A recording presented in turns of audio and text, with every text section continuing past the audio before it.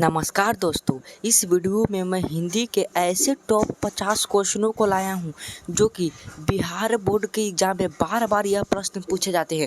अब मैं यह दावे के साथ कहता हूं कि 2025 के फाइनल बोर्ड एग्जाम में भी यहां से कई सारे प्रश्न पूछे जाएंगे और साथ में सेंटअप एग्जाम में भी ये सब प्रश्न देखने को मिलेंगे। ठीक ना, चलिए वीडियो की शुरुआत करते हैं। उससे पहले अगर आप चैनल पर नए हो तो चैनल को सब्सक्राइब जरूर कर लेना, वीडियो को एक लाइक कर देना। ठीक है, और पहले प्रश्न को पढ़ते ज़्यादा नहीं, 10 मिनट में 50 क्वेश्चन करा दूंगा।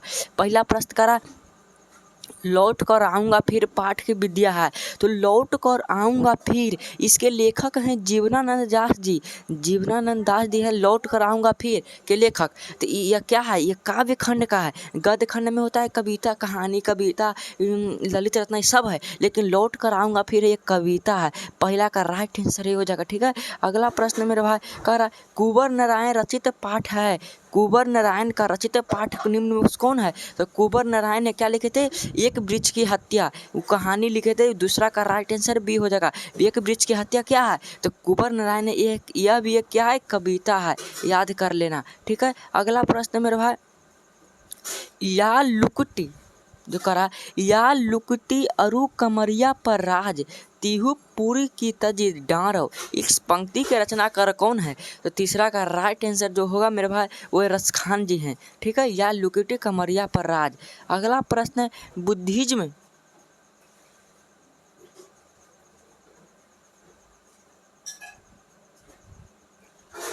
बुद्धिज्म एवं कम्युनिज्म के लेखक हैं। तो बुद्धिज्म एवं कम्युनिज्म के लेखक हैं बाबा साहब भीमराव अंबेडकर जी। ठीक है, इसका राइट आंसर सी हो जाएगा।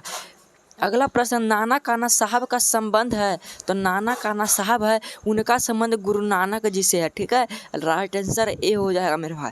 अगला प्रश्न है, कर यहाँ पे क्या कर, छठा नंबर, नाखून हमारी डैश के अवशेष हैं। तो नाखून हमारे किसके अवशेष हैं? तो इसका राइट आंसर पशुता के अवशेष है, पशुता के समान माना जाता है। 7 नंबर क्वेश्चन, आरंभिक हिंदी का साहित्य मिलने लग जाता है। तो आरंभिक हिंदी का जो साहित्य है वह किस सदी से मिलने लग जाता है?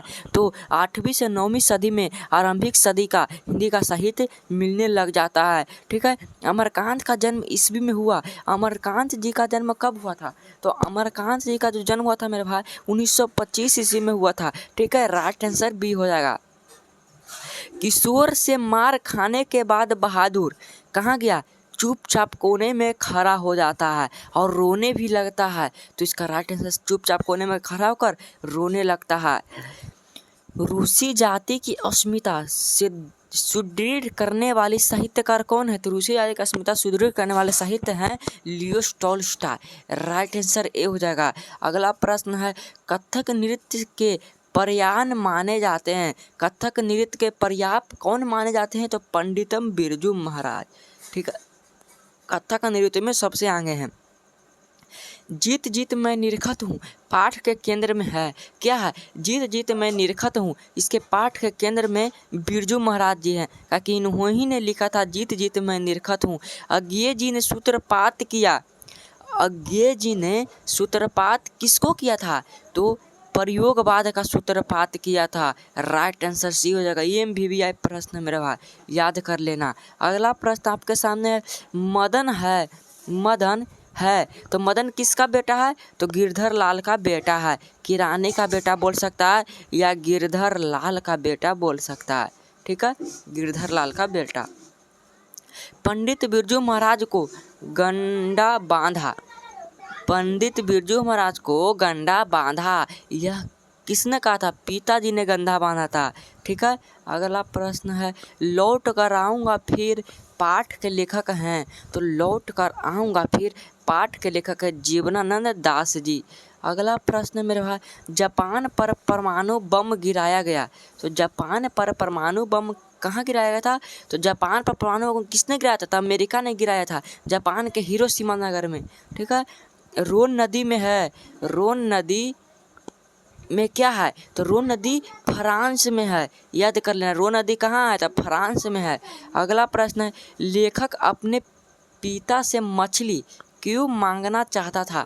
तो लेखक अपने पिता से मछली जो था वो कुएं में पालने के लिए या डालने के लिए मांगता था। ये सब क्वेश्चन काव्य खंड से, क्या काव्य खंड से भी बहुत सारे प्रश्न पूछे जाते हैं। कविता नहीं है, कविता कौन नहीं है, तो अक्षर ज्ञान कविता है। देखो यहाँ पे क्या करा, अक्षर ज्ञान भी कविता है, स्वदेशी भी कविता, हमारी नींद भी कविता है, जबकि शिक्षा और संस्कृति जो है वह कविता नहीं है। ठीक है, शिक्षा शास्त्र वो है।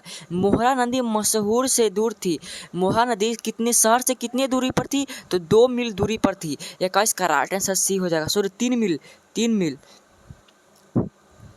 अविन्यो नदी के किनारे अवस्थित है, तो अविन्यो किस नदी के किनारे अवस्थित है, तो वह रोन नदी के किनारे अवस्थित है। अगला प्रश्न गिरधर लाल है, तो गिरधर लाल कौन है, तो गिरधर लाल जो है मेरे भाई मदन का पिता है। राइट आंसर सी हो जाएगा। संतु किसके मारे काँप रहा था, तो ठंड के मारे काँप रहा था। बहुत सारे बच्चे यहाँ डर के मारे लिख देते हैं, लेकिन गलत है। बहादुर ठंड के मारे काँप रहा था बहुत जोर जोर से। मैक्स मुलर के अनुसार सर्वाधिक संपदा और प्राकृतिक सौंदर्य से परिपूर्ण देश कौन है, तो हमारे भारत देश को मैक्स मुलर ने कहा था। ठीक है, कमरुद्दीन का जन्म हुआ था, कमरुद्दीन का जन्म डैश में हुआ था, तो कहाँ हुआ था, कमरुद्दीन का जन्म बिहार में हुआ था। राइट आंसर बी हो जाएगा। बिस्मिल्लाह खां के परदादा उस्ताद सल्लार हुसैन खां कहाँ के निवासी थे, तो बिस्मिल्लाह खां के परदादा थे सल्लार हुसैन खां, वह डुमराव के निवासी थे। ठीक है, अगला प्रश्न मेरे पास 27 नंबर का 28वां क्वेश्चन का मछली कहानी के लेखक हैं, तो मछली कहानी के लेखक विनोद कुमार शुक्ल जी हैं। राइट आंसर डी हो जाएगा। ये सब प्रश्न बहुत ज़्यादा इंपॉर्टेंट है। मंगू कि प्राकृतिक मौत को माँ क्या मानती थी, मंगू की जो प्राकृतिक मौत हुई थी उसको माँ मानने लगी थी, क्या पता है तुमको, मुक्ति मानने लगी थी कि चलो हमारे बेटे को मुक्ति तो मिल गई ना। निबंध है, निबंध निम्न में कौन है, तो परंपरा का मूल्यांकन निबंध है मेरे भाई। जबकि मछली है वो कहानी है, याद कर लेना। अब बहादुर है वो भी कहानी है, और जबकि भारत माता वो कविता है, तो निबंध यहाँ पे परंपरा का मूल्यांकन होगा। संगीत शास्त्र अंतर्गत सुशीर बाधों में कौन है, तो सुशीर बाधों में शहनाई है। अगला प्रश्न है मैक्स मुलर कहाँ के विद्वान थे, मैक्स मुलर जर्मनी का विद्वान था। राजस्थानी भाषा के सफल कहानीकार हैं, तो राजस्थानी भाषा के सफल कहानीकार साबरदैया हैं। सीता के कितने बेटे थे, तो सीता के 3 बेटे थे। ठीक है, सबसे बड़े बेटा का नाम था कैलाश। ठीक है, ढहते विश्वास कहानी के केंद्र में है, तो ढहते विश्वास है कहाँ की कहानी के केंद्र में है, तो बाहर की कहानी होता है, क्योंकि ढहते विश्वास बाहर की कहानी वहाँ पे आ गई थी। सब पुराने अच्छे नहीं होते और सब नए खराब नहीं होते, यह युक्ति किसकी है, तो हजारी प्रसाद द्विवेदी हजारी प्रसाद द्विवेदी की है कि कालिदास की है, तो कालिदास जी की है। सब पुराने अच्छे नहीं होते, सब नए खराब भी नहीं होते। लक्ष्मी कहानी के केंद्रीय पात्र का है, लक्ष्मी डैश कहानी के केंद्रीय पात्र है, तो लक्ष्मी कहाँ के है, तो ढहते विश्वास कहानी की केंद्रीय पात्र है। 38 नंबर है संधियों की ठड्डी बुझी राग सुगबगा उठी मिट्टी सोने का ताज पन ठिलाती है। यह पंक्ति कहाँ की है, जनतंत्र का जन्म रामधारी से दिनकर जी की है।